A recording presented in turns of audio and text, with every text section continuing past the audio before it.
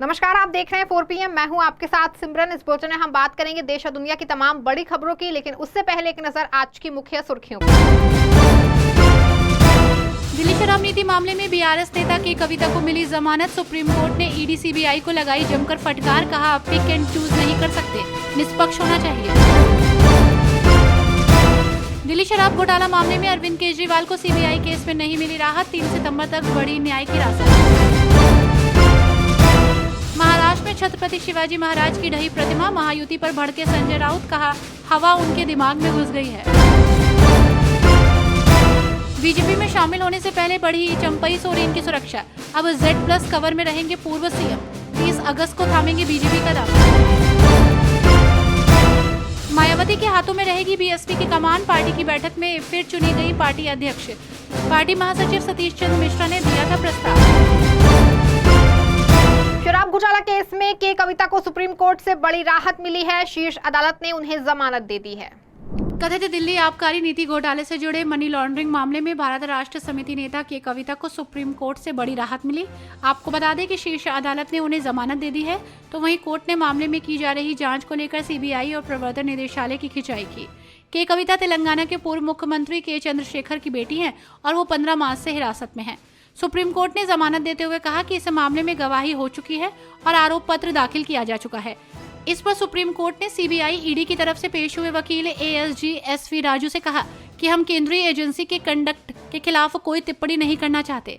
कविता के खिलाफ हाईकोर्ट द्वारा की गई टिप्पणी उचित नहीं है।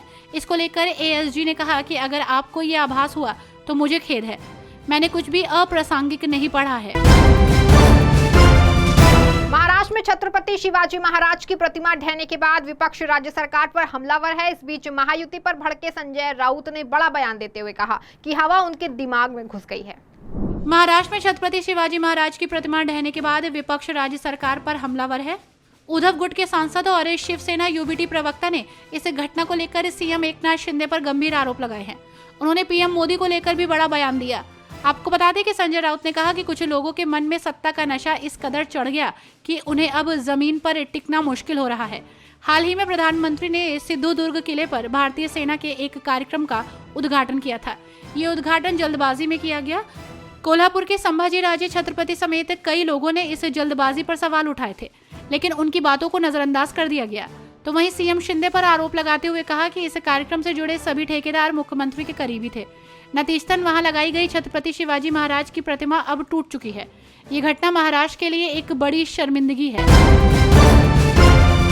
राजधानी लखनऊ स्थित बीएसपी कार्यालय में राष्ट्रीय कार्यकारिणी की बैठक बुलाई गई, जिसमें सभी नेताओं की सहमति से एक बार फिर मायावती को पार्टी का राष्ट्रीय अध्यक्ष नियुक्त किया गया है। बहुजन समाज पार्टी के लखनऊ स्थित कार्यालय पर आज देश भर के पार्टी पदाधिकारी जुटे थे। मौका था पार्टी के राष्ट्रीय अध्यक्ष का चुनाव। आपको बता दें कि अध्यक्ष चुनने के बाद आज बीएसपी के राष्ट्रीय कार्यकारिणी की बैठक बुलाई गई। मंगलवार को करीब 12 बजे शुरू हुई बैठक के बाद मायावती को पार्टी का फिर से राष्ट्रीय अध्यक्ष चुन लिया गया। आपको बता दें कि वो 2003 से पार्टी अध्यक्ष हैं, लेकिन इस बार ऐसे समय पर मायावती पर यह जिम्मेदारी आई है जब पार्टी अपने सबसे बुरे दौर से गुजर रही है। जानकारी के अनुसार पार्टी महासचिव सतीश चंद्र मिश्रा ने मायावती के नाम का प्रस्ताव रखा था, जिस पर सभी पार्टी नेताओं ने सहमति जताई।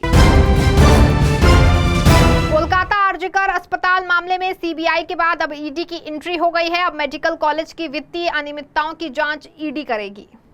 कोलकाता के आरजीकर मेडिकल कॉलेज में 9 अगस्त को एक जूनियर डॉक्टर के साथ रेप और मर्डर हुआ। 31 साल की डॉक्टर के साथ हुए इस दुष्कर्म ने पूरे देश में एक आंदोलन को जन्म दे दिया।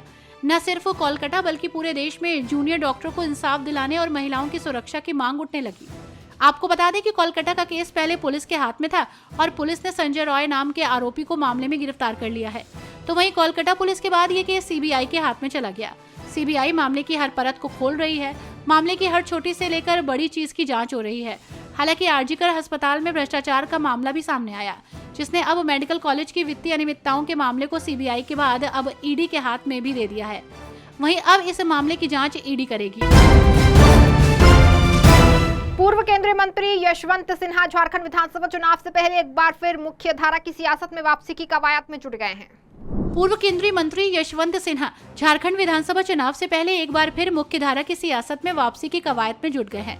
यशवंत सिन्हा के अब अपनी पार्टी बनाने की खबर है। सिन्हा की अगुवाई वाली पार्टी के गठन का फैसला हजारीबाग में अटल विचार मंच की बैठक में लिया गया।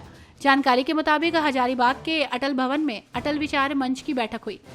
इस बैठक में यशवंत सिन्हा भी मौजूद थे। अटल विचार मंच की बैठक में झारखंड की राजनीतिक परिस्थितियों पर चर्चा के बाद राजनीतिक पार्टी के गठन का प्रस्ताव पारित किया गया। यशवंत सिन्हा की अगुवाई में गठित होने वाली पार्टी का नाम भी अटल बिहारी वाजपेयी के नाम पर ही होगा। यशवंत सिन्हा ने कहा कि आज की राजनीति चाटुकारिता की हो गई है। अटल बिहारी वाजपेयी के विचारों पर चलकर समाज की स्वच्छ राजनीति कर हर वर्ग का उत्थान किया जा सकता है। काफी कयासों के बाद ये साफ हो गया है कि झारखंड के पूर्व सीएम चंपई सोरेन 30 अगस्त को रांची में आधिकारिक तौर पर भारतीय जनता पार्टी में शामिल होंगे। काफी कयासों के बाद ये साफ हो गया है कि झारखंड के पूर्व सीएम चंपई सोरेन 30 अगस्त को रांची में आधिकारिक तौर पर भारतीय जनता पार्टी में शामिल होंगे। असम के सीएम हिमंत बिस्वा शर्मा ने अपने आधिकारिक एक्स अकाउंट पर एक पोस्ट के जरिए इसकी जानकारी दी। उन्होंने अपनी पोस्ट में बताया कि चंपई सोरेन ने गृह मंत्री अमित शाह से मुलाकात की। गौरतलब है कि चंपई सोरेन ने सोमवार को नई दिल्ली में भाजपा के वरिष्ठ नेताओं से मुलाकात की। पिछले मंगलवार के बाद से ये उनकी दूसरी दिल्ली यात्रा थी। अपनी पिछली दिल्ली यात्रा के दौरान उन्होंने पार्टी नेतृत्व पर गंभीर आरोप लगाए थे। साथ ही नया विकल्प भी तलाशने की बात कही थी। बाद में ये चर्चाएं भी हुई कि वे नई पार्टी भी बना सकते हैं। इससे पहले दिल्ली पहुंचने पर चंपई ने सोशल मीडिया पर पोस्ट के माध्यम से पार्टी नेतृत्व पर खुद को अपमानित करने का आरोप लगाया था। केंद्रीय मंत्री जीतन राम मांझी ने कांग्रेस और नेशनल कॉन्फ्रेंस पर जमकर हमला बोलते हुए कुछ ऐसा बयान दिया है जिस पर सियासत गर्मा सकती है। केंद्रीय मंत्री जीतन राम मांझी ने कांग्रेस और नेशनल कॉन्फ्रेंस पर जमकर हमला बोलते हुए कुछ ऐसा बयान दे दिया जिस पर सियासत गर्मा सकती है। मांझी ने कहा कि जम्मू कश्मीर में कांग्रेस और नेशनल कॉन्फ्रेंस की सरकार बनी तो वो लोग राज्य को पाकिस्तान से मिला देंगे। उन्होंने कांग्रेस पर कटाक्ष करते हुए कहा कि ये लोग सत्ता के लिए आतंकी हिजबुल से भी हाथ मिला सकते हैं। आपको बता दें कि इससे पहले मांझी ने सोशल मीडिया पर भी कहा था कि कश्मीर में चुनाव जीतने के लिए कांग्रेस पार्टी पाकिस्तान और हिजबुल के साथ भी गठबंधन कर सकती है। केंद्रीय मंत्री मांझी ने कहा कि ये एनडीए का अभिमत है। कांग्रेस वाले लोग अब्दुल्ला से हाथ मिला रहे हैं। अब्दुल्ला की क्या रीति और नीति रही है ये कांग्रेस से छिपा हुआ है, लेकिन अब तो स्पष्ट हो गया है कि कांग्रेस जम्मू कश्मीर में फिर 370 लागू करना चाहती है। महाराष्ट्र में छत्रपति शिवाजी महाराज की मूर्ति टूटने की घटना पर अब पूरे प्रदेश में सियासी पारा हाई है और प्रदेश कांग्रेस अध्यक्ष नाना पटोले ने सरकार पर तंज कसते हुए कहा कि महाराष्ट्र और केंद्र की सरकार को भ्रष्टाचार के अलावा कुछ नहीं आता। महाराष्ट्र में छत्रपति शिवाजी महाराज की मूर्ति टूटने की घटना पर अब पूरे प्रदेश में सियासत जोर पकड़ रही है।